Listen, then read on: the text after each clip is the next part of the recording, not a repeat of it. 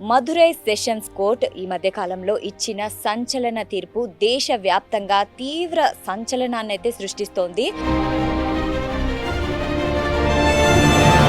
అసలు ఈ తీర్పు గురించి అండ్ హెడ్ కానిస్టేబుల్ రేవతి గారి గురించి మొత్తం డీటెయిల్గా మీరు ఎక్స్ప్లెయిన్ చేయండి ప్లీజ్. ఇది మోస్ట్ వెల్కమింగ్ తీర్పు అండి. అత్యంత ఆహ్వానించదగినటువంటి గొప్ప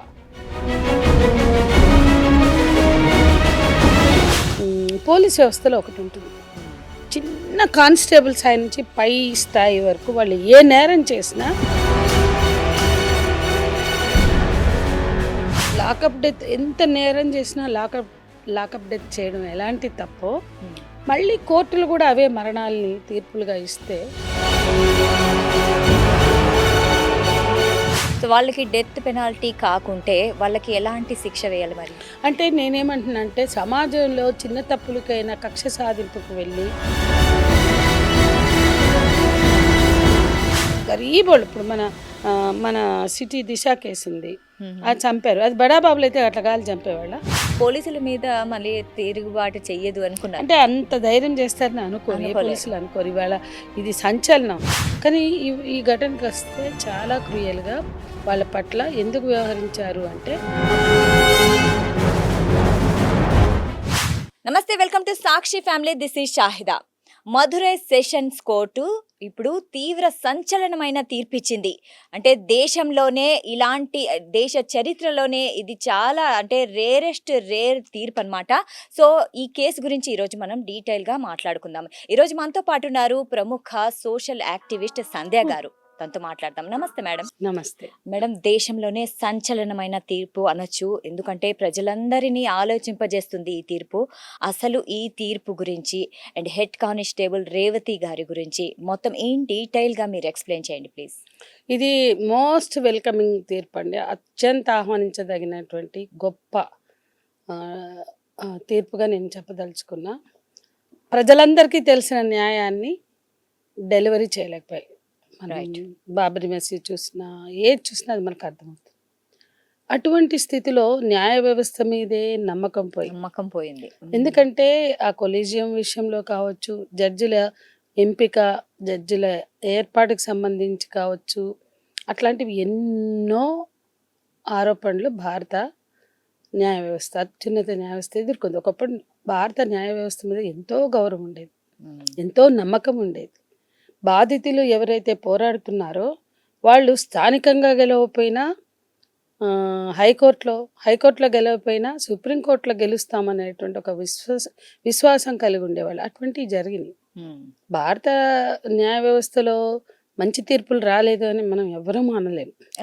మంచి తీర్పులు చాలా చాలా వచ్చాయి. ప్రజల హక్కులు, ముఖ్యంగా రాజ్యాంగానికి లోబడి మానవ హక్కులని పరిరక్షించే క్రమంలో చాలా అద్భుతమైన తీర్పులు వచ్చాయి. ముఖ్యంగా జెండర్ ఈక్వాలిటీ కావచ్చు. కానీ ఈరోజు అదే జెండర్ ఈక్వాలిటీకి సంబంధించి ఎన్ని రకాల వ్యతిరేక తీర్పులు వస్తున్నాయి. ట్రాన్స్జెండర్లు సుప్రీంకోర్టు దాకా ఫైట్ చేసి చక్కని చట్టాలు తెచ్చుకున్నారు, తీర్పులు తెచ్చుకున్నారు, రక్షణ పొందారు. కానీ ఈరోజు దానికి వ్యతిరేకంగా ఇట్లా ఇప్పుడు సుప్రీంకోర్టు పోరాడి సాధించుకున్న హక్కుల్ని హరించి వేస్తున్నది అనే ఒక అభిప్రాయం ఏర్పడినటువంటి సందర్భంలో ముఖ్యంగా మొన్న గృహ కార్మికులు చిన్న చిన్న ప్రొటెక్షన్స్ కోసం సుప్రీంకోర్టు దాకా పోవాల్సి వస్తే అక్కడ పూర్తిగా వ్యతిరేకమైన తీర్పు రావడం అంటే ఇట్లాంటి ఎన్నో చెప్పుకోవచ్చు. మన సబ్జెక్ట్ అది కాదు విషయం.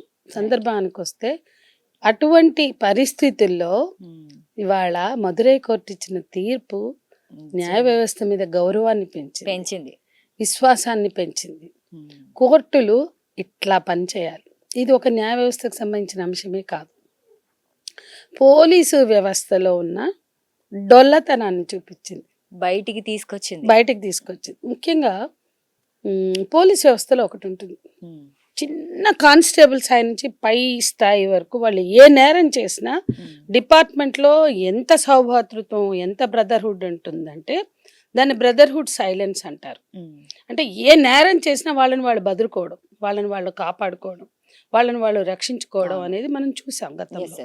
అంటే ఇన్నాళ్ళు అదే ఉంది. దాన్ని బ్రేక్ చేసింది హెడ్ కానిస్టేబుల్ రేవతి. ఇదొక అంశం. అంటే ఈ తీర్పు చుట్టూ ఉండే అనేక అంశాలు. అట్లాగే లాకప్ డెత్తులు ఈ దేశంలో కొత్త కాదు. ఎమర్జెన్సీలో జరిగాయి, ఎమర్జెన్సీ అనంతరం జరిగాయి, దాని ముందు జరిగాయి. కానీ ఈ కేసుకి వచ్చే వరకు ఎంత ఒత్తిడి, కానీ దానికి మించి ఎంత ఉద్యమం. కాబట్టి ఒక ఒక ఒక లాకప్ డెత్ మీద ఒకప్పుడు కేరళలో రాజన్ హత్య మీద కూడా దేశవ్యాప్తంగా చర్చ అయింది. రైట్, అవును. మహాశ్వేత దేవి గారు ఒక నవలే రాశారు దాని మీద. అట్లా కొన్ని హత్యలు సంచలనాలు సృష్టించినాయి. మన రాష్ట్రంలో మరియమ్మ లాకప్ డెత్ న్యాయం కూడా జరిగింది. కానీ మధురైలో విషయంలోకి వెళ్తే, అంటే ముందు మనం ఈ తీర్పుని విశ్లేషించుకుందాం. Right right. ఇది ఆ, రేవతి లాంటి ఒక హెడ్ కానిస్టేబుల్ బ్రదర్హుడ్ సైలెన్స్ ని బ్రేక్ చేయడం అనేది ఇక్కడ చాలా గొప్ప విషయం. అన్ని ఒత్తిడిలకి అతీతంగా ఆమె ఒక హెడ్ కానిస్టేబుల్, ఆమె సాక్ష్యం ఇవ్వడం అంటే, ఆమె ప్రత్యక్ష సాక్షిగా నిలబడ్డం అంటే ఎంటైర్ డిపార్ట్మెంట్కి వ్యతిరేకంగా, అగేన్స్ట్ గా నిలబడ్డం. Entire department. అక్కడ ఆ రోజున్న ఆ ముగ్గురు నలుగురికి వ్యతిరేకంగా మనం భావించద్దు, పోలీసు వ్యవస్థకు వ్యతిరేకంగా నిలబడింది. అది మామూలు విషయం కాదు. ఫస్ట్ టైం పోలీసు వ్యవస్థలో ఇంటర్నల్ గా, అంతర్గతంగా, అంతరంగికంగా తిరుగుబాటు లేదా నిజాలని బయటపెట్టింది, వాస్తవాలను ప్రపంచానికి చాటింది తన సాక్ష్యాధారాలు, తన ప్రత్యక్ష సాక్షిగా తను ఇచ్చిన సాక్ష్యంతో. ఇది ఒక ముఖ్యమైన అంశం. అట్లాగే దేశవ్యాప్తంగా ప్రజా ఉద్యమం వెలువడ్డం. ఎంత ఉద్యమం అంటే లోకల్గా బాగా మనం స్థానికంగా ప్రజల్ని కూడా అభినందించాలి. ఒక మహిళ ముఖ్యమంత్రిగా ఉన్న బెంగాల్లో ఒక మహిళ డాక్టర్ మీద అత్యాచారం జరిగితే ఇంతకన్నా పెద్ద ఉద్యమం జరిగింది బెంగాల్లో. హాస్పిటల్ డాక్టర్ మహిళా డాక్టర్ మీద జరిగినటువంటిది. ఆర్జిగార్ ఆసుపత్రిలో ఆసుపత్రిలో జరిగిన అత్యాచారం. బెంగాల్లో ఉండే సివిల్ సొసైటీ అంతా బయటకు వచ్చింది. బెంగాల్లో ఉన్న డాక్టర్లందరూ కూడా సమ్మెలో పాల్గొన్నారు. పెద్ద ఆందోళన దేశవ్యాప్తంగా. కానీ న్యాయం వెలువడలేదు. ఏదో ఒకరిని పెట్టారు, వాడిని వరకు శిక్షించారు. అట్లా మనం ఉద్యమాలు జరిగిన, ఆందోళనలు జరిగినా కూడా న్యాయం దక్కనివి ఎన్నో ఉన్నాయి. ఈ కేసుకు వచ్చే వరకు న్యాయ వ్యవస్థ ఎంత బాధ్యతగా ఉందని చెప్పుకోవాలంటే, ఫస్ట్ క్రెడిట్ హైకోర్టుకి ఇవ్వాలి. చెన్నై హైకోర్టు సూమోటోగా కేసు తీసుకుంది. ఎంటైర్ పోలీస్ డిపార్ట్మెంట్ బదులుకుని క్రూరమైన నేరం చేసిన పోలీసుల్ని రక్షించడానికి పూనుకుంది. కానీ ఆ ప్రజా ఉద్యమం వలన హైకోర్టు సూమోటోగా తీసుకుంది. ఒక లోకల్ జడ్జిని స్థానిక, ఇప్పుడు జ్యుడిషియల్ ఎంక్వైరీ అంటారు కదా, హైకోర్టు సూమోటోగా తీసుకుని జ్యుడిషియల్ ఎంక్వైరీకి ఆదేశించింది. Hats off to high court. And ఆ లోకల్ జడ్జ్ ఎవరైతే ఉన్నారో ఆయన హైకోర్టు ఆదేశం మేరకి జ్యుడిషియల్ ఎంక్వైరీలో భాగంగా వెళ్ళిన అతను అద్భుతమైన రిపోర్ట్ ఇచ్చాడు. అంటే ఆయన స్వయంగా చూసారా? మరి అంతే కదా, జ్యుడిషియల్ ఎంక్వైరీ అంటే సింగిల్ జడ్జిని పంపిస్తారు, ఒక్కోసారి బెంచ్ని పంపిస్తారు. కానీ కోర్టు సింగిల్ జడ్జిని, లోకల్ జడ్జిని పంపించారు. ఆయన సమర్పించిన నివేదికలో చాలా వరకు సాక్ష్యాధారాలతో సహా, అంటే నేరం జరిగింది, అది ప్రాథమిక నివేదిక అవుతుంది. ఎందుకంటే ఎంక్వైరీ అన్ని రకాలుగా చేయరు జడ్జిలు. నేరం జరిగిందా లేదా, జ్యుడిషియల్ ఎంక్వైరీ అది. ఒక మేరకి వాళ్ళు నేరం జరిగింది అని కొంతవరకు ఆధారాలు సంపాదించి, ప్రైమఫసి అంటారు కదా, నేరం జరిగింది అని నిర్ధారణకు వచ్చారు ఆ జడ్జి గారు. ఆయన నివేదిక సమర్పించారు. ఆ నివేదిక అంతా క్షుణ్ణంగా పరిశీలించిన హైకోర్టు తనే జూమోటోగా తీసుకుంది కదా హైకోర్టు. వాళ్ళు లోకల్ పోలీసులకు ఇస్తే, ఏ పోలీసులు నేరం చేశారో ఆ పోలీసులే బదులుకుంటే, ఎందుకంటే ఎఫ్ఐఆర్ బలహీనంగా రాశారు. మరణాలని, నేను ఘటనలోకి మళ్ళీ వెళ్దాం. ఫస్ట్ న్యాయ వ్యవస్థని, జడ్జిమెంట్ని మనం విశ్లేషించుకుంటున్నాం. కాబట్టి నేరం జరిగింది అని ఒక ఆధారాలను తీసుకుని, ఒక నమ్మకంతో నేరం జరిగిందని నిర్ధారణ చేశాక దాన్ని సిబిఐకి అప్పగించారు. రైట్. ఇక్కడ ముఖ్యంగా హైకోర్టు జోక్యం కానీ, వాళ్ళు వేసిన ఎంక్వైరీ కానీ, ఆ జడ్జి గారు సమర్పించిన నివేదిక కానీ, ప్రజా ఆందోళన కానీ, బాధితులు న్యాయం కోసం చేసిన పోరాటం. కుటుంబం ఎక్కడా రాజీ పడలా. వాళ్ళు ఇంత ఉవ్వెత్తున బ్లేమ్ అవుతున్న సందర్భంలో పోలీస్ వ్యవస్థ ఎంతటికైనా వాళ్ళు ఆఫర్ చేస్తారు. కానీ ఒక తల్లి తన భర్త చనిపోయాడు, తనకు అనారోగ్యం లేదు, తన కొడుకు చనిపోయాడు, తనకు అనారోగ్యం లేదు అని పోలీసులు ఎఫ్ఐఆర్ని బలహీనపరిచిన, గుండె జబ్బు ఏదో 2 గంటల తేడాతో ఇద్దరికి వచ్చిందని చెప్పి గుండె జబ్బు వచ్చిందనేసి వాళ్ళు పోలీసులు చెప్పారు. కానీ అందులో వాటన్నిటిని విశ్వసించలేదు ఆ తల్లి. నా నా భర్తకి నా కొడుక్కి గుండె జబ్బు ఎలాంటి ఆరోగ్య సమస్యలు లేదు, లేవు. అవకాశమే లేదని చెప్పింది.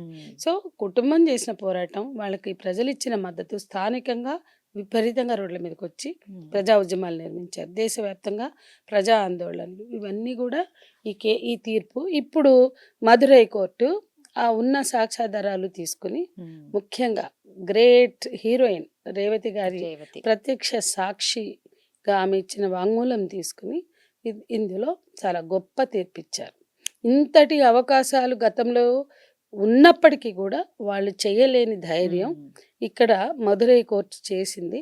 ఎప్పుడైనా మనం మర్చిపోకూడని విషయం, ఇప్పుడు ఈ అనాలిసిస్లో ముఖ్యంగా మనం చెప్పుకోవాల్సింది ఏంటంటే, కోర్టు సాక్ష్యాధారాలు కనుక ఉంటే తప్పు చేద్దామన్నా చేయలేదు.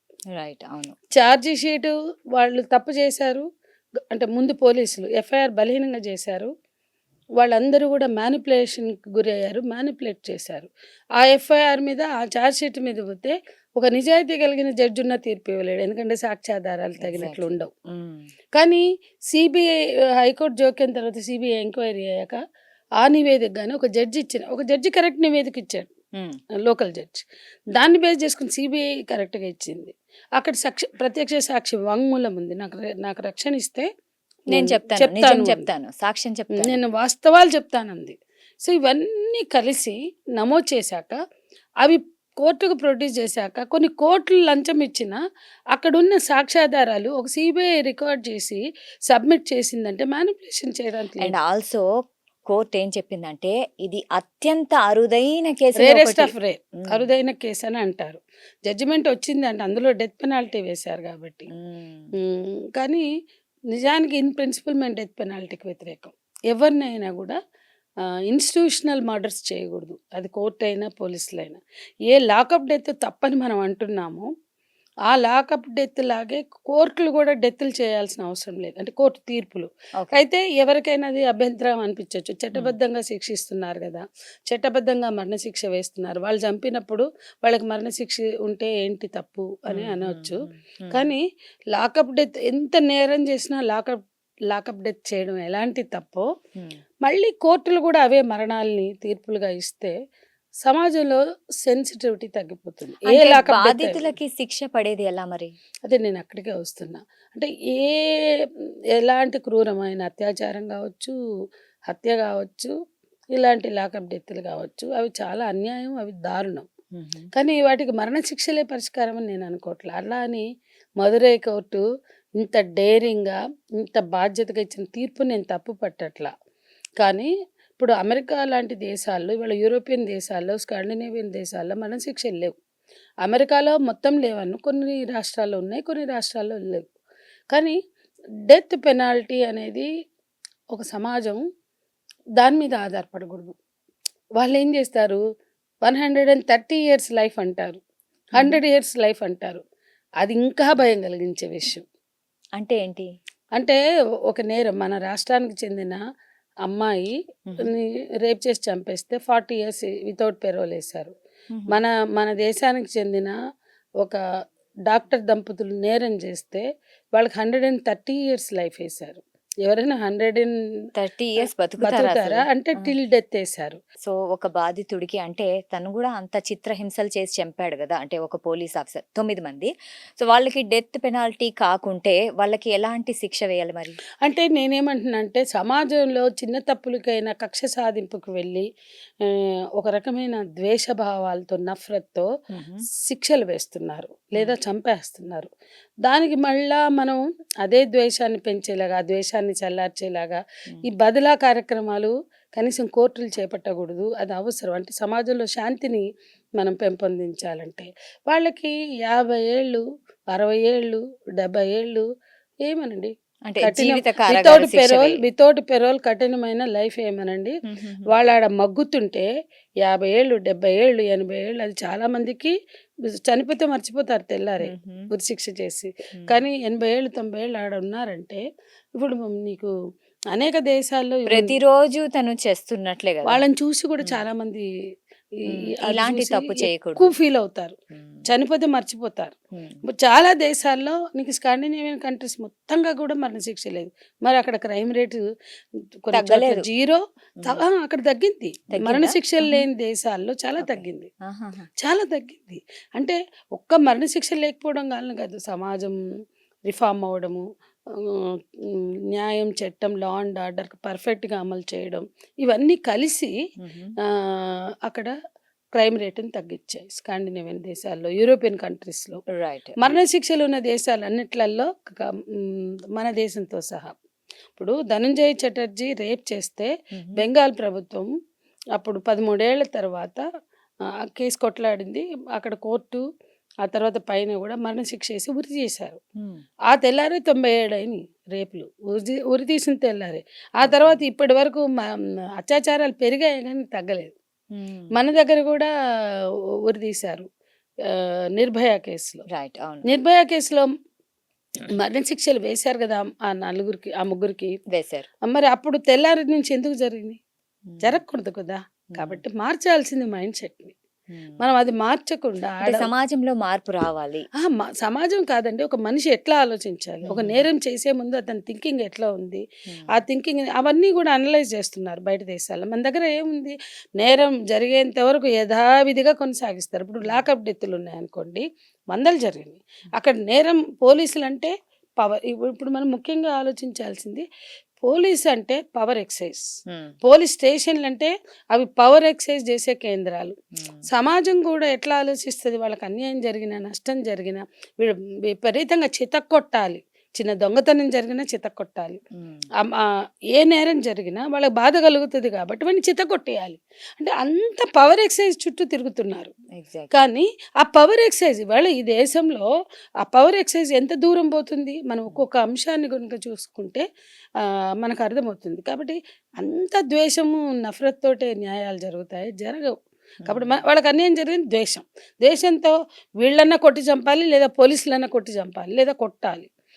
దీనికి నేనేమంటున్నా అంటే పోలీసులు ఒక్క కేసులో కూడా బాధితులకు అన్యాయం చేయొద్దు. ఒక్క కేసులో బాధితులు ఎవరైనా కానీ, బాగా బడాబాబులే కానీ, చిన్నోళ్లే కానీ, పేదవాళ్లే కానీ, ఏ రకమైన ఇన్ఫ్లుయెన్స్ పరపతి లేని వాళ్ళైనా వాళ్ళకి అన్యాయం జరిగితే కరెక్ట్గా ఎఫ్ఐఆర్ రాయాలి, కరెక్ట్గా ఛార్జ్షీట్ వేయాలి, నేరం జరగాలి. కానీ నేరం రుజువు అవ్వాలి. అంటే నిందితులు ఎవరైనా శిక్ష పడాలి. అదే మినిస్టర్ల కొడుకులు అయితే ఏ శిక్షలు ఉండవు. ఇప్పుడు మీరు ఈ దేశం తప్పుదోవే పట్టించేస్తారు. ఈ దేశంలో జరిగిన అత్యాచార కేసులో శిక్షలన్నీ బడాబాబులే కావు. మరి వాళ్ళు చేయలేదా, వాళ్ళు అత్యాచారాలు చేయలేదా? మొత్తం శిక్షలన్నీ మీరు తీసుకోండి. గరీబోళ్ళు ఇప్పుడు మన సిటీ దిశ కేసు ఉంది, అది చంపారు. అది బడాబాబులు అయితే అట్లా కాలు చంపేవాళ్ళ సజ్జనార్ టైంలో. రైట్. అట్లా మీరు ఏ కేసు అన్నా తీసుకోండి, పేదవాళ్ళు అయినప్పుడే. ఈవెన్ నిర్భయ కేసులో కూడా నేరస్తులు పేదవాళ్ళే. అంటే నా ఉద్దేశం పేదవాళ్ళైతే నేరం చేయొచ్చు అని కాదు, కానీ పేదవాళ్ళైతే చంపేటువంటి ఈ వ్యవస్థ అదే క్రూరమైన నేరాన్ని ఇంకా క్రూరంగా పెద్దవాళ్ళు పరపతి ఉన్నవాళ్ళు చేసినప్పుడు ఈ శిక్షలు ఎందుకు లేవు అనే ప్రశ్న కూడా ఇక్కడ ముఖ్యం. ఇటువంటి అన్ని ప్రశ్నలు కూడా ఇవాళ మదురై కోర్టు సమాధానం ఇచ్చింది. పోలీసులనే మరణశిక్ష వేసింది. మరి ప్రత్యూష కేసులో కూడా అది కూడా పెద్దవాళ్ళదే కదా ఆ నిందితుడు కూడా, మరి తనకు కూడా శిక్ష పడింది కదా. పడిందంటే హైకోర్టు ఇచ్చిన 2 ఏళ్లది వాళ్ళు నిర్ధారణ చేశారు. ఓకే, నేను అసలు లేవు తీర్పులు అంటే వాళ్ళు ఎన్నేళ్ళు పోరాడితే చాలా 20 ఏళ్ళ వరకు అక్కడ కూడా పోలీసులు మేనేజ్ చేశారు. ఏదో ఆ అమ్మాయి సినీ హీరోయిన్ కాబట్టి ఒక 2 ఏళ్ళు వేశారు. ఆ 2 ఏళ్ళది కూడా వాళ్ళు తప్పించుకుని పోయారు. దాన్ని వాళ్ళు అక్కడ నిర్ధారణ చేశారు. కానీ నేరాన్ని జడ్జిమెంట్ ఇవ్వడం అంటే, తీర్పు వెలువరించడం అంటే మదురై కేసు లాగా ఉండాలి. ఎందుకంటే నేరం జరిగింది, పోలీసులు నేరం చేశారు, దానికి వాళ్ళు శిక్ష అనుభవించవలసిందే. భారతదేశంలో అత్యున్నతమైన శిక్షలు మరణశిక్షలే. చట్టబద్ధంగానే విధించినట్టు. నేను చట్టవిరుద్ధంగా అంటలా. ఇప్పుడు ఎన్కౌంటర్లు చేసినప్పుడు చట్టవిరుద్ధంగా చేశారు. దానికన్నా అట్లా కంపేర్ చేస్తే చట్టవిరుద్ధంగా పోలీసులు పవర్ ఎక్సైజ్ చేస్తున్నారు, చేయొద్దంటే వాళ్ళే కాల్చడం. ఎన్ని సినిమాల్లో చూపిస్తారు, ఏందిరా నిన్ను మేపేది, జైళ్ళల్లో పెట్టేది అని పాట్ పని పెళ్లి చేస్తారు.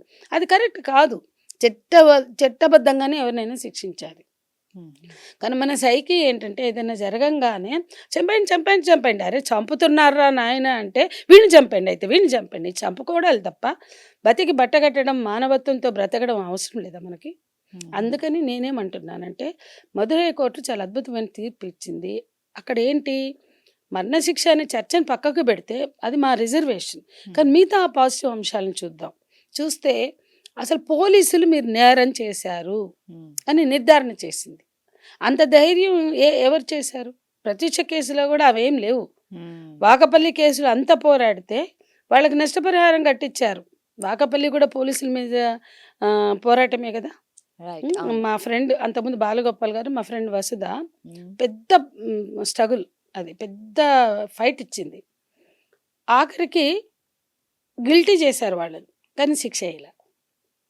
ఎందుకు అంటే ఏదన్నా శిక్ష పడాలంటే టైం కూడా చూడండి. సంవత్సరాలు 20 సంవత్సరాలు అంటే ఇదైతే ఓ 6 ఇయర్స్‌లో అయితే వచ్చింది. కానీ 6 ఇయర్స్ కూడా చిన్న టైం కాదు కదా. ఇది కూడా చాలా లాంగ్ టైం కదా. నాకు 6 ఇయర్స్ పర్వాలేదనిపించింది. అంటే నిజానికి ఏ నేరమైనా అమెరికా లాంటి దేశాల్లో, యూరోప్ దేశాల్లో మాక్సిమం 6 మంత్స్. అదే జ్యోతిర్మయిని చంపిన నాగరాజుకి 40 ఏళ్ళు వితౌట్ పెరోల్ వేశారా, 4th మంత్ వచ్చేసింది. ఇంకో కేసులో మన దేశానికి చెందిన అమ్మాయి చేస్తే 3 నెలలకే ఇచ్చారు. మన ఈ దేశానికి చెందిన దంపతులకు శిక్ష 6 నెలలకే ఇచ్చారు. 6 నెలలు దాటట్లేదు ఎక్కడైనా అనేక దేశాల్లో. కానీ మన దగ్గర 6 ఏళ్ళు కూడా గొప్ప అనుకోవాలి. అంటే 6 ఏళ్లలో కూడా రావు, 13, 15, 18, 20 అట్లా చూసినట్లయితే కొంచెం పర్వాలేదు అనుకున్నా. అసలు 6 నెలల లోపల శిక్షలు ఉండాలి ఏ నేరమైనా. నిందితుడు ఎవరైనా సరే శిక్షించాలి, బాధితులు ఎవరైనా న్యాయం చేయాలి. ఈ కాన్సెప్ట్ని తీసుకోవాలి. కానీ అలా లేవు మన వ్యవస్థలు. అయితే ఇప్పుడు మనం కేసు వివరాల్లోకి వెళ్తే, ఇప్పుడు అది వచ్చేసి కోవిడ్ టైంలో అంటే షాప్స్ బంద్ చేయాలి అన్న ఒక రూల్ని అతిక్రమించారని తండ్రి కొడుకుల్ని లాకప్లో వేసి రాత్రంతా 9 మంది ఇష్టం వచ్చినట్లు కొట్టి చాలా క్రూరంగా ప్రవర్తించి, అంటే వాళ్ళ బట్టలు కూడా రక్తంతో తడిచిపోయాయి అంత క్రూరంగా. అప్పుడు కానిస్టేబుల్ రేవతి గారు కళ్ళారా చూసి ఆ టైంలో ఏం చేయాలో తోచగా దాని తర్వాత వాళ్ళిద్దరూ మరణించారు. అంటే ఆ దెబ్బలకే మరణించారు. అయితే ఆమె ఓడిపోకుండా మానవత్వం, తన మనస్సాక్షికి జవాబు చెప్పుకోవడానికి తను మళ్ళీ అంటే నాకు రక్షణ ఇవ్వండి, నేను తప్పకుండా వాంగ్మూలం ఇస్తాను అనేది. నిజంగా ఈ విషయం మీద మీరేమంటారు చెప్పండి? అసలు జూన్ 19, 2020లో ఈ నేరం జరిగింది. సాత్నాకులం అనేటువంటి పట్టణంలో జరిగింది. అప్పుడు లాక్డౌన్ ఉన్న కాలం, జూన్ నెల 2020. లాక్డౌన్ కాలంలో షాపులు తెరవడానికి వేళలు పెట్టారు.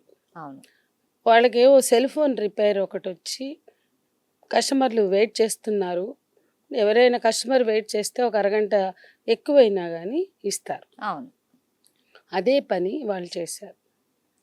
ఒక అరగంట పెరిగిందని పోలీసులు వచ్చి వాళ్ళ మీద, అది లాక్డౌన్ కాలం, అక్కడ నుంచి మొదలెట్టాలి. లాక్డౌన్లో చేయాల్సినవన్నీ చేయకుండా, ప్రజల్ని ఎట్లా రక్షించాలో ప్లాన్ లేకుండా, హాస్పిటల్స్లో ఉన్న వాళ్ళని రక్షించకుండా, అదే కాకుండా లక్షలాది మంది, కోట్లాది మంది ప్రజలు రోడ్ల మీద నడుచుకుంటూ పోతుంటే దిక్కు లేకుండా వదిలేసి ఆ పోలీసులకు అన్ని అట్లాంటి ఇన్స్ట్రక్షన్స్ ఇచ్చారు. సో ఎవరైనా బయటకు వస్తే కొట్టారు. షాపులు అంటే రిలాక్సేషన్ తర్వాత, అంటే ఫస్ట్ వేరియంట్ 2020, ఫస్ట్ 2020 వాళ్ళు మార్చి 16న విధించారు. మార్చి 16న అనౌన్స్ చేసి, మార్చి 15, మార్చి 21 నరేంద్ర మోడీ గారు ఈ దేశ ప్రజల్ని ఉద్దేశించి ఏదో ప్రసంగం ఇచ్చి టోటల్ 21. సో మార్చి 21 జరిగింది. ఇది జూన్ 19. ఆ రోజు వీళ్ళు అరగంట ఉన్నందుకు చాలా భయంకరంగా అగ్రెసివ్ అయిపోయి అటాక్ చేశారు. దానికి ఎవరైనా కూడా కస్టమర్ అడిగాడు, ఇస్తున్నాను. అదేం పెద్ద అంత అంత అరగంటకి ఆ. ఎందుకు ఇంత హంగామా చేస్తున్నారు అనగానే వీళ్ళకి పొడుచుకొచ్చింది. ప్రశ్నించకూడదు రాజ్యం. పోలీసులంటే వాళ్ళు they are ambassador We of are the government గా kings. ఉండాలి. ఆ, కానీ వాళ్ళు నిజానికి పోలీసు వ్యవస్థ ఎట్లా ఉండాలి, తమకు తాము బాధ్యత వహిస్తూ they are the ambassadors of the state, అంటే రాజ్యానికి ప్రతినిధులు. అవును. కానీ ఎవరు బాధపడినా వాళ్ళకి భరోసా ఇచ్చేటువంటి వాళ్ళు పోలీస్ వ్యవస్థ. కానీ రక్షక దానికి భటులు భిన్నంగా అంటారు. రక్షక భటులు కానీ దానికి భిన్నంగా వాళ్ళు ఒక పవర్ ఇన్స్టిట్యూషన్ గా మారిపోయారు దేశంలోనే. ఒక ముఖ్యంగా పాలకులు రౌడీలు, లేకపోతే గుండాయిజం చేయడం, నఫరత్ని పెంచడం, లేకపోతే అది తిన్నారని ఇది కట్టుకున్నారని చంపి పడేసేటువంటి పాలకులు వచ్చినప్పుడు పోలీసు వ్యవస్థ సెన్సిబుల్గా ఉంటుందని మనం నమ్మలేం. అటువంటిదే లాక్డౌన్ కాలంలో జరిగింది. సో క్రూయల్గా వ్యవహరించారు. అంటే మంచిగా బాధ్యతగా ఎవరూ లేరని నేను అన్నాను. అప్పుడు చాలా కూడా తక్కువ మంది. మానవత్వాన్ని చాటిన పోలీసులు ఉన్నారు, ఎక్కడైనా ఉంటారు, ఎప్పుడైనా ఉంటారు. కానీ ఈ ఘటనకు వస్తే చాలా క్రూయల్గా వాళ్ళ పట్ల ఎందుకు వ్యవహరించారు అంటే ప్రశ్నించడం. జయరాజ్ తండ్రి కొడుకు బెనిక్స్ వాళ్ళు అరే ఒక అరగంట లేట్ అయితే మీరు ఏంది ఇంత అటాక్ చేస్తున్నారు, ఆ కస్టమర్కి ఇద్దామని దాంతోనే కదా అని చెప్తే అసలు మమ్మల్నే ప్రశ్నించాం. తెరిచింది కాక అరగంట లేట్ చేసిందే కాక మమ్మల్ని అంటావని ఒక రకమైనటువంటి అహంకార ధోరణితోటి దాడి చేశారు. పోలీసులు బరబర స్టేషన్కి లాక్కెళ్ళారు. సో కోపం వస్తుంది ఎవరికైనా. ఆ ఇంట్లో భార్య తల్లి ఎదురు చూస్తుంటే యంగ్ బాయ్ అతను కోపం వచ్చింది. అతను కోపం వచ్చి కొంచెం తిరగబడినట్టు మాట్లాడాడు. తండ్రి కాదు, కొడుకు. కానీ అంటే ఎవరికైనా తల్లి భార్య ఎదురు చూస్తుంటే చెప్పా పెట్టకుండా ఫోన్లు గుంజుకుని ఈడ్చుకెళ్ళి జీప్లో కూర్చోబెట్టి పోలీస్ స్టేషన్లో పడేస్తే కోపం వస్తుంది కదా. తన నిరసన అంటే తన మీద జరిగిన అన్యాయానికి ఒక తప్పు చేస్తే తప్పును తగినట్టుగానే శిక్షించాలి. ఇప్పుడు అత్యాచారంలో కూడా అది క్రూరమైన అత్యాచారం, చంపొద్దురా నాయన వాడి బుర్రలో ఉన్న చెత్తని తీద్దామని మేము చెప్తున్నాం. మేము కూడా ఊరేగొచ్చు కదా, చంపండి అంటే ఎంతమంది మగవాళ్ళని చంపేయాలి అత్యాచారం కేసులో. కానీ ఆ మానవత్వాన్ని చాటేటువంటి విలువలు మన దగ్గర లేకపోవడం వల్ల అతను షాప్ తెరవడం అనేది ఒక తప్పు. ఫైన్ అయ్యి కోర్టు ముందు ప్రొడ్యూస్ మొబైల్ కోర్ట్స్ ఉంటాయి. అరగంట లేట్ జరిపాడు లాక్డౌన్ కాలంలో అని పెట్టు, ఫైన్ వేయచ్చు కోర్టు ముందు. ఇప్పుడు డ్రంక్ అండ్ డ్రైవ్ లో రకరకాల వాటిల్లో కోర్టుల ముందు ప్రొడ్యూస్ చేస్తారు, మొబైల్ కోర్ట్స్ ముందు. అట్లా చేస్తే సరిపోతుంది అక్కడితో. కానీ తీసుకుపోయి ఇప్పుడు అతనికి ఎంత ఉంటుంది, నేను లేట్ చేస్తే నాకు ఫైన్ వేయాలి, లేకపోతే నన్ను కోర్టు ముందు ప్రొడ్యూస్ చేస్తే 1 రోజు 2 రోజులు పంపిస్తారు. అట్లాంటివి ఉంటాయి. అది కానీ ఇదేంటి ఇంత టార్చర్ ఏంటి అనేది అబ్బాయి కోపం రాదా, తండ్రికి కోపం రాదా, బాధ రాదా, ఆవేశం రాదా, ఆవేదన కలగదా? దాంతో వాళ్ళు ప్రశ్నించే వరకు దాంట్లో ఇదేంటి ఇట్లా ఇంత చిత్రహింసలు పెడతారు లేకపోతే ఇట్లా అని అడిగి ఉంటారు. నేనేం కళ్ళతో చూడపోయినా మనం ఊహించవచ్చు. కామన్ సెన్స్ అండి. ఆ కామన్ సెన్స్ ఉన్న వాళ్ళు ఎవరికైనా అంత చిన్న తప్పుకి అంత పెద్ద శిక్ష, అంత పెద్ద టార్చరా, శిక్ష అనేది కోర్టులో వేయాలి, వీళ్ళు వేయద్దు. అసలు ఎంత పెద్ద తప్పు చేశారని రాత్రంతా 9 మంది రక్తం వచ్చేలా కొట్టుంటారు. అదే కాబట్టి అంత పెద్ద టార్చర్ వాళ్ళు ప్రయోగించారు. ఆ టార్చర్లో ఇతను బహుశా ప్రశ్నించి ఉంటాడు అని నేను అనుకుంటున్నా. పోలీసులకి అస్సలు సహించలేని విషయం అది. వాళ్ళు బాగా బాగా బాగా కొట్టి క్రూరంగా చిత్రహింసలు పెట్టి వాళ్ళ ప్రైవేట్ పార్ట్స్ మీద దాడి చేసి అవన్నీ చితికిపోయినాయంట. ఒళ్ళంతా రక్తపు బట్టలు, ఇందాక మీరు చెప్పినట్టు ఒళ్ళంతా రక్తం, వాళ్ళ బట్టలన్నీ రక్తంతో నిండిపోయినాయి. సో వాళ్ళంత క్రూరమైన టార్చర్ చేస్తే వాళ్ళు చనిపోతే ముందు ఒకళ్ళు చనిపోయారు, అది చూస్తూ బాధతో ఇంకొకళ్ళు చనిపోయారు. హార్ట్ అటాక్ రాక్కర్లా, అంత క్రూరమైన కొడుకు మీద బాగా టార్చర్ చేశారు. వాళ్ళే చెప్తారు ముందు, ఎందుకంటే పోస్ట్ మార్టంలో టైమింగ్స్ వస్తాయి కదా. కాబట్టి ముందు కొడుకు వచ్చింది, తర్వాత తండ్రికి వచ్చింది హార్ట్ అటాక్ అన్నారు. కాదు, కొడుకు తిరగబడితే కొడుకుని విపరీతంగా కొట్టి ప్రైవేట్ పార్ట్స్లో అట్లా చిత కొడితే బతుకుతారా మనిషి? చనిపోయాడు. ఆ తండ్రి ప్రత్యక్ష సాక్షిగా ఉంటాడు కాబట్టి అతన్ని కూడా చంపేశారు. ఇది జరిగింది. అంటే ఊహించుకుంటే సరే, వాళ్ళు సిబిఐ కూడా దాన్ని తేల్చింది. కాబట్టి చిత్రహింసలు పెట్టాక వాళ్ళ మరణం సంభవించడంతో దాన్ని కప్పిపుచ్చుకోవడానికి హార్ట్ అటాక్ నాటకాలు ఆడి ఎఫ్ఐఆర్ బలహీనంగా రిజిస్టర్ చేసి కుటుంబాన్ని బెదిరించినంత పని చేసి ఇట్లా చేసి దాన్ని మ్యానిపులేట్ చేస్తూ మొత్తం నేరాన్ని కప్పిపుచ్చుకోవడానికి ఎన్ని చేయాలో అన్ని చేశారు. కానీ ఆ రోజు నైట్ డ్యూటీలో ఉన్న రేవతి హెడ్ కానిస్టేబుల్ చేతులెత్తి మొక్కాలి.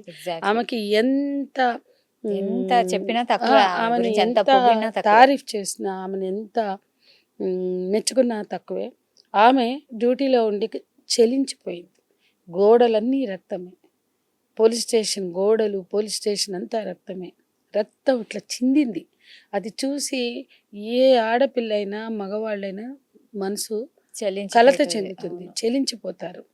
ఎవరైనా చెలించిపోతారు, దానికి ఆడే అక్కర్లే. కానీ ఒక మహిళగా, తల్లిగా, ఒక మహిళగా ఆ అమ్మాయి ఇంకా చెలించిపోయింది. అమ్మాయి నిర్ణయించుకుంది, నేను సాక్ష్యం ఇస్తాను. కానీ చాలా చాలా చాలా ఒత్తిడికి గురైంది. అండ్ ఆల్సో ఆ కేసులో అంటే వాళ్ళ రక్తం ఏదైతే ఫ్లోర్ మీద పడి ఉంటుందో వాళ్ళతోనే క్లీన్ చేయించారంట.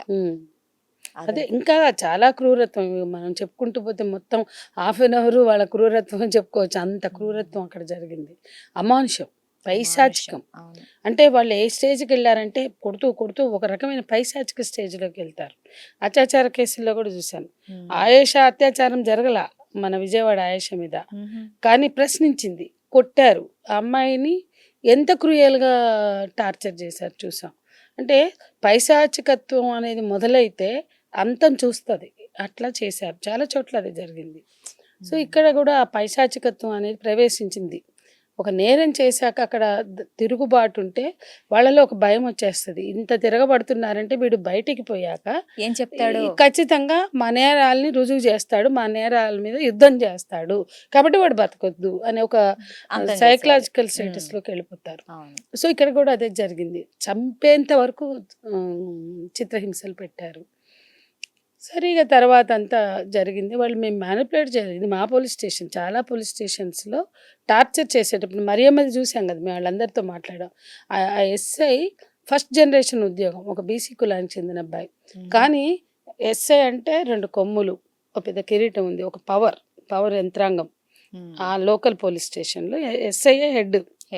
ఆయన ఎంత టార్చర్ చేయాలో మరియమ్మని అంత టార్చర్ చేశాడు. చిన్న దొంగతనం కేసులో, చర్చి ఫాదర్ ఇచ్చిన దొంగతనం కేసులో అమ్మాయి ఆవిడ చనిపోయింది.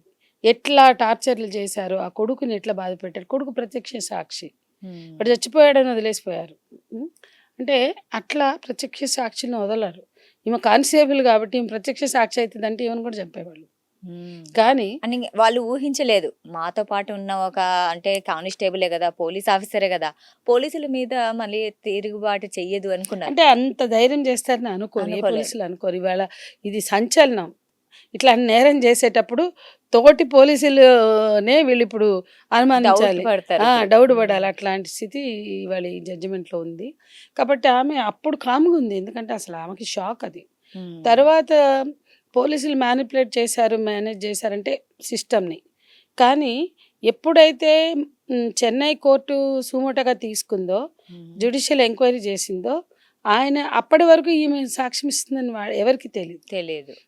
అప్పుడు జడ్జి వచ్చి ఆ రోజు ఏం జరిగింది, ఆ గోడలు చూశాడు, తుడిసిని చూశాడు, ఇవన్నీ ఎక్కువ లేటు కూడా కాలేదు, వెంటనే తక్కువ టైంలోనే వేసింది చెన్నై కోర్టు.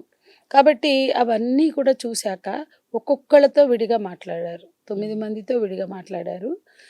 ఆ రోజు ఎవరు డ్యూటీలో ఉన్నారో వాళ్ళందరితో మాట్లాడారు. అక్కడ ఆమెలో ఉన్న సహజమైన మానవత్వం, ఆమెలో ఆ రేవతిలో ఉన్న సహజమైనటువంటి క్యారెక్టర్, నేచర్ నిజం చెప్పించింది. అక్కడ జరిగింది.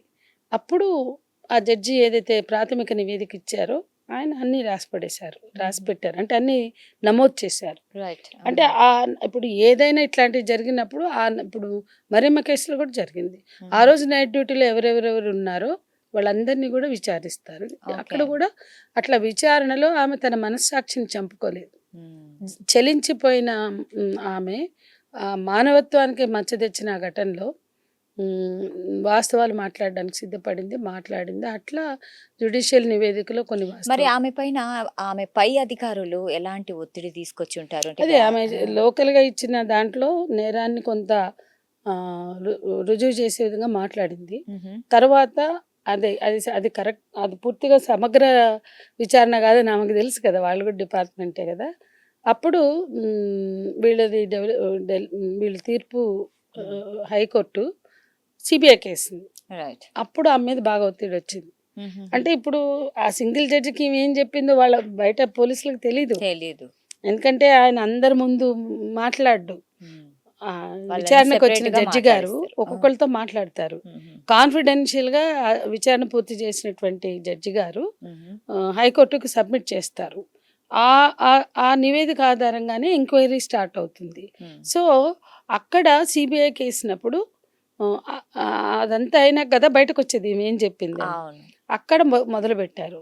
అప్పుడు సిబిఐ వాళ్ళకి నాకు రక్షణ కల్పిస్తే నేను అన్ని వాస్తవాలు మీకు చెప్తాను, నాకు రక్షణ లేదు, నాకు బెదిరింపులు ఉన్నాయి, ఒత్తిడి ఉంది అని చెప్పుంటుంది. అంటే మనం ఊహించుకుంటాం బయటకు వచ్చినటువంటి విషయాల్లో. మనం కూడా కొన్నిసార్లు హైపోథెటికల్గా మాట్లాడతాం. ఇది కూడా అలా అనుకోవచ్చు.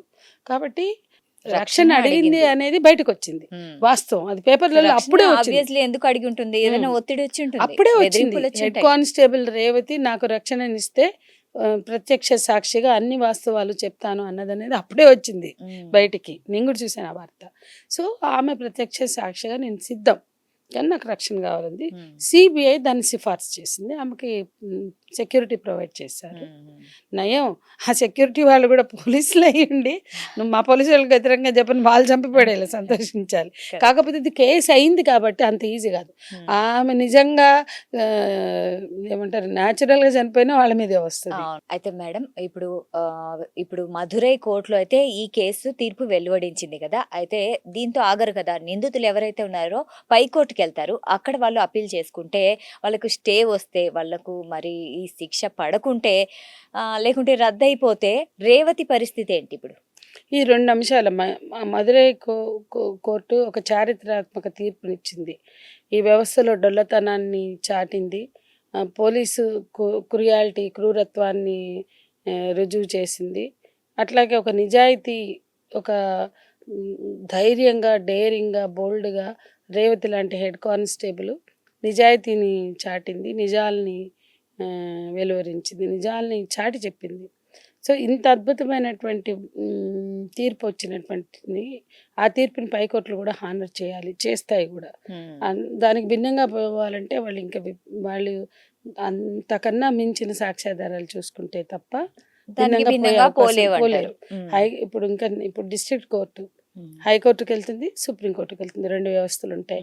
లేదంటే అక్కడ కూడా బెంచ్లు ఉంటాయి, సింగిల్ జడ్జి నుంచి బెంచ్లు. హైకోర్టులో సింగిల్ జడ్జి ఉందనుకోండి, బెంచ్కి వెళ్తుంది. కానీ మనం ప్రజలు అభిప్రాయం చేయొచ్చు, ఇది బెంచ్కి వెళ్ళాలి. బెంచ్కి వెళ్తే మ్యానిపులేషన్కి తక్కువ అవకాశాలు ఉంటాయి. ఎందుకంటే అందరు జడ్జిలు ఒకేలాగా ఉండరు కదా. సో ఒకళ్ళు ఒప్పుకోకపోయినా అక్కడ కుదరదు. సింగిల్ జడ్జి అనుకో ఆయన ఇష్టం, మ్యానిపులేషన్ గురైతే అవ్వచ్చు. అట్లా బెంచ్కి వెళ్ళాలి, సుప్రీంకోర్టు కూడా అంతే వెళ్ళాలి.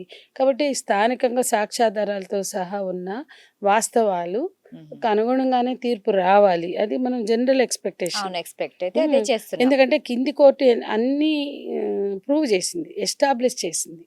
కింది కోర్టు ఏ రకమైన సాక్ష్యాధారాలు లేకుండా సిబిఐ ఎస్టాబ్లిష్ చేసింది, దాన్ని బేస్ చేసుకుని కింది కోర్టు తీర్పు ఇచ్చింది. దాన్ని బేస్ చేసుకుని హైకోర్టు ఇవ్వాలి, సుప్రీంకోర్టు ఇవ్వాలి. అయినా సరే ఈ రోజుల్లో అన్నీ అలా న్యాయానికి అనుగుణంగానే నడుస్తున్నాయి అనుకోవడానికి వీల్లేదు. కాబట్టి ఎన్నో జరుగుతున్నాయి. బీజేపీ అధికారంలో వచ్చాక ఇంటర్ఫీరెన్స్ చాలా పెరిగింది. కాబట్టి ఒకవేళ ఏదన్నా భిన్నమైన తీర్పు, నిందితులకు అనుకూలమైన తీర్పు, ఇప్పుడు వాకపల్లి అంత ఫైట్ చేశాక అట్లాగొచ్చింది. అంటే దాంట్లో పాజిటివ్ ఉంది, నెగిటివ్ కూడా ఉంది. ఏంటంటే శిక్ష పడాల. అలాంటిది వచ్చినప్పుడు రేవతి భద్రత అనేది ప్రభుత్వానిదే బాధ్యత, తమిళనాడు ప్రభుత్వానిదే బాధ్యత. రేవతి ఒంటి మీద ఏ రకమైన చిన్న గీత పడినా నిందితులదే బాధ్యత, పోలీసులదే బాధ్యత. కాబట్టి రేవతికి సంపూర్ణమైనటువంటి మద్దతు ప్రజలు ఇవ్వాలి, రేవతికి పూర్తి స్థాయిలో భద్రతనివ్వాలి. అయితే ఈ ఘటన ఇప్పుడు ఈ తీర్పు చూశాక చాలా మంది, అంటే అందరూ అనలేము కానీ చాలా మంది పోలీసులు ఇంకా లాకప్లో 3rd డిగ్రీ యూజ్ చేస్తూ చంపేసే లెవెల్లో ఉన్న పోలీసులు ఇంకా సమాజంలో ఉన్నారు. ఉన్నారు. అందుకే ఇలాంటివి జరుగుతూనే చాలా ఉన్నాయి. చూసాం కదా, చిన్న ఆ. దొంగతనం అంటే కానీ ఇప్పుడు మారుతుందా, అది ఆలోచింపజేస్తుందా ఈ కేసు తీర్పు? ఆలోచింపజేయాలండి. చిన్న దొంగతనాలు, మేము డొమెస్టిక్ వర్కర్స్ కోసం పనిచేస్తాం, గృహ కార్మికుల కోసం. చిన్న చిన్న దొంగతనాలకే టార్చర్ ఎదుర్కొన్న మహిళలు ఉన్నారు. మేము వెళ్ళి ఆ కేసులను డీల్ చేసాం. ఆఖరికి దాని ఇంపాక్ట్ నా మీద ఎంత పడిందంటే, నా ఇంట్లో 22 తులాలు బంగారం పోతే నేను పోలీస్ కంప్లైంట్ కూడా ఇవ్వాల. అంటే ఆ టార్చర్లు పోతే పోయింది, వాళ్ళని ఇప్పుడు టార్చర్ చేసి మళ్ళా మేమే ఏ రోల్ ప్లే చేయాలంటే, అంతకుముందు చాలా మంది చిన్న దొంగతనాల కేసుల్లో కూడా ఈ విపరీతమైన టార్చర్ని ఎదుర్కొన్నారు. అంటే ఆ ఇల్లు కంప్లైంట్ ఇచ్చిన వాళ్ళు ఎలాంటి వాళ్ళు, ఎంత పెద్ద వాళ్ళు, వాళ్ళ పరపతి ఎంత అన్న దాన్ని బట్టి ఉంటుంది అక్కడ ట్రీట్మెంట్. 3rd డిగ్రీ ఉంటాయి, రోకటి బండలు ఎక్కిస్తారు, చాలా ఉంటాయి. కాబట్టి నేను కూడా మళ్ళీ పోయి ఇవ్వడం, పోతే పోయింది అనుకున్నాయి, పోయింది, నేను ఎవరి మీద ఇవ్వాల. అంటే అంత సెన్సిటివ్ అయిపోతాం ఎవరైనా హక్కుల కోసం పనిచేసేటప్పుడు. మనం అంత హార్ష్గా ఉండలేం. కాబట్టి పోయినా సరే పోలీసులు చేసే టార్చర్ ఉన్నాక మమ్మల్ని, మేము ఇచ్చిన కేసుల్లోనే వాళ్ళు చేసి, ఇప్పుడు మామూలు అప్పుడు నేరాలు జరిగినప్పుడు మేము వెళ్తాం. అత్యాచారాల కేసుల్లో కానీ, ఎవరికైనా అన్యాయం జరిగిన కేసుల్లో కానీ పోలీసులు నీట్గా వాళ్ళని ఒంటి మీద చేయి కూడా వేయకుండా చక్కగా పంపిస్తారు. మాకేమంటారు, మీరే కదా చెప్తారు లాకప్ డెత్తులు చేయొద్దని, ఎక్కడికేమైనా అయితే మాది కదా బాధ్యత, మీరే కదా చెప్తారు మానవ హక్కులు, ఛార్జ్షీట్ వేయాలి, ఎఫ్ఐఆర్ చేయాలి, కోర్టుకు రిమాండ్కి పంపాలా, చేసినాం అంటారు. అంటే వాళ్ళకి ఇష్టమైన కేసులో. కానీ వెనకేంటి, 1,00,000 తీసుకున్నాడు, 5 లక్షలు తీసుకున్నాడు, 10 లక్షలు తీసుకున్నాడు. అంటే వాళ్ళు మ్యానిపులేట్ చేయాలి, అవ్వాలి, దాన్ని మేనేజ్ చేయాలి అనుకున్నప్పుడు మన నాయకులు కూడా నిస్సిగ్గుగా రేప్ చేసినోడు మావోడే, వాడిని వదిలేయి అని సిగ్గు లేకుండా మాట్లాడతారు. మేము పోలీసులు అంటాం, ఎందుకు గురవుతారు మీరు అటువంటి ఇన్ఫ్లుయెన్స్కి? ఏం చేయాలి మేడం, మమ్మల్ని శంకరగిరి మాన్యాలు పట్టిస్తే మీరు ఆపుతారా, మమ్మల్ని ఇరికిస్తే మీరు అంటే ఒకళ్ళకి ట్రస్ట్ లేదు, గౌరవం లేదు. అన్యాయం జరిగిందని నమ్మిన పోలీసులు కూడా అవుట్ రైట్గా చేయరు, వాళ్ళకి ప్రెజర్స్ ఉంటాయి.